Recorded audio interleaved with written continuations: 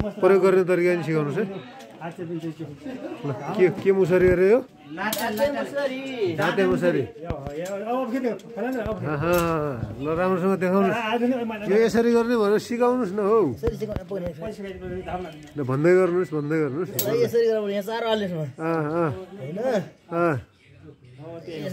साह्रो गरेर त्यहाँ अड्काउने ओहो ए